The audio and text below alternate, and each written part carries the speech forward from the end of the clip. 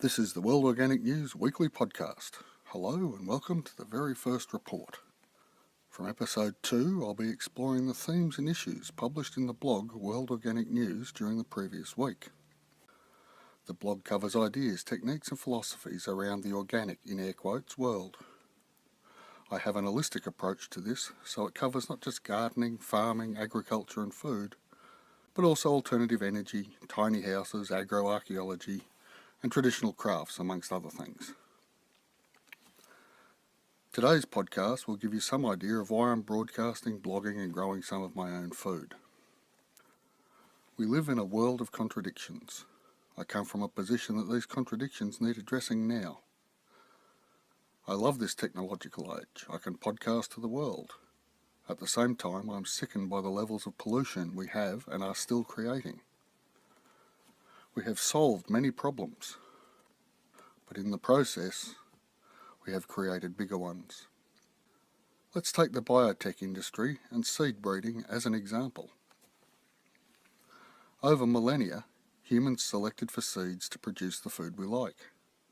Bigger strawberries, more productive wheat, and so on. This was accomplished without a working knowledge of genetics, and yet we did it. It was achieved by traditional plant breeding methods. 2 strains of, say, wheat, one with a higher starch content and one with resistance to rust, were crossbred and evaluated in the field, until a variety was established which produced the required starch levels and resistance to rust in the one plant. This is an abridged version of what happens in plant trials, and the process can take up to 20 years or even give no results. With our growing understanding of genetics, we could, if we chose to, do the crossbreeding in the lab.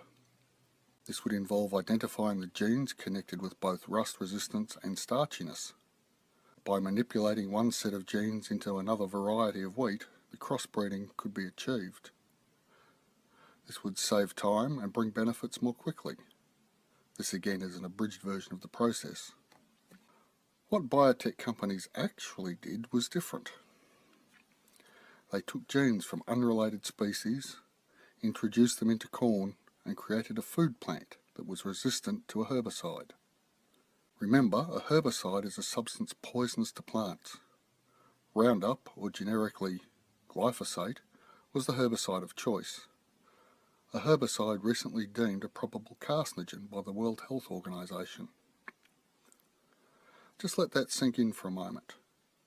We could have developed within a species better seeds for food production, but the technology has been used to develop plants able to absorb poison without dying, and these seeds grow into our food. No, really, this is what happened. Things need to change and change quickly.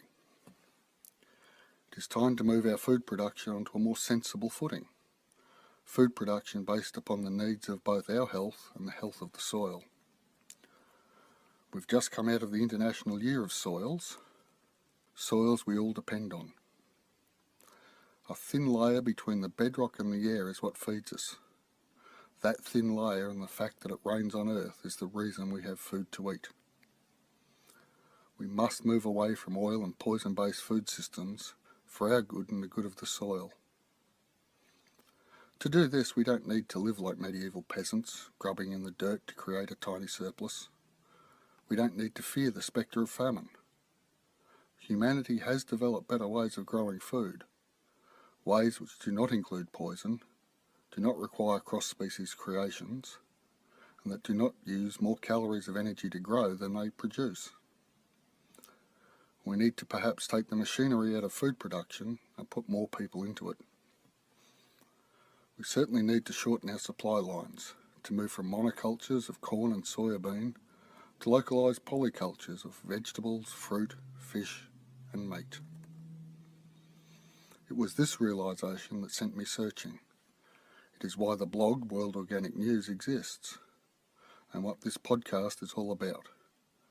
Bringing you the stories of the people doing the work, one garden bed, one chicken coop, one beehive, and one goat milking stand at a time. So join me each week to meet the people, hear their stories, and be inspired. And now for a little housekeeping. I am aiming to have this podcast broadcast each Monday. Any suggestions, feedback or criticism are most welcome. Email me at john@worldorganicnews.com. That's John, Jon, no H, at worldorganicnews.com. A transcript of each episode will be available at the blog, www.worldorganicnews.com, under the tab Podcasts. The sounds used in this podcast are courtesy of Texas Radio Theatre Company, available on the Freesound site. Links are in the show notes. Thanks for listening, and I'll be back next week.